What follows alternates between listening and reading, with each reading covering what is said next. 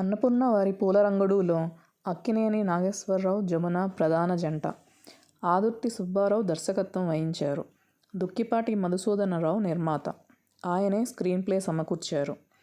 శోభన్ బాబు, విజయనిర్మల, పద్మనాభం, గుమ్మడి, నాగయ్య, సూర్యకాంతం, గీతాంజలి, చలం, అల్లు రామలింగయ్య, భానుప్రకాష్, మాలతి, రాధాకుమారి ముఖ్య తారాగణం. పూలరంగడు 1967 నవంబర్ 24న విడుదలైంది. అద్వితీయ విజయం సాధించింది. కాసుల వర్షం కురిపించింది. అప్పటి వరకు అన్నపూర్ణ సంస్థ నిర్మించిన అన్ని చిత్రాల్లోకి అత్యధిక వసూళ్లు సాధించిన ఘనత పొందింది.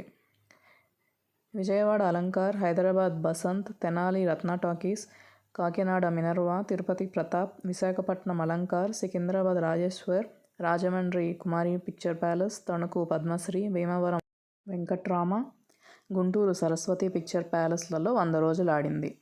1968 మార్చి 3న హైదరాబాద్ బసంత్ టాకీస్లో 100 రోజుల సంబరాలు ఘనంగా జరిగాయి. ప్రముఖ హిందీ కథానాయకుడు రాజేంద్ర కుమార్ ముఖ్య అతిథిగా హాజరయ్యారు. అక్కినేని నాగేశ్వరరావు, జమున, శోభన్ బాబు, విజయనిర్మల, గుమ్మడిలతో సహా నటీనటులు, సాంకేతిక వర్గం అందమైన జ్ఞాపికలను అందుకున్నారు. పూలరంగడు చిత్రాన్ని 100 రోజులు ప్రదర్శించిన థియేటర్ల అధినేతలు కూడా బహుమతులు స్వీకరించారు. పంపిణీదారులు నవయుగ ఫిల్మ్స్ వారు విస్తృత ఏర్పాట్లు చేశారు. ఈ సినిమాకు కథ ముళ్లపూడి వెంకటరమణ, మాటలు రంగనాయకమ్మ, కళ జి.వి. సుబ్బారావు, నృత్యాలు తంగప్ప, కె.ఎస్. రెడ్డి, ఛాయాగ్రహణం పి.ఎస్. సెల్వరాజ్, కూర్పు టి. కృష్ణ సమకూర్చారు. పూలరంగడు చిత్రానికి సహకార దర్శకునిగా పనిచేసిన పి. చంద్రశేఖర్ రెడ్డి ఆ తర్వాత దర్శకునిగా మారారు. అనేక విజయవంతమైన చిత్రాలను రూపొందించారు.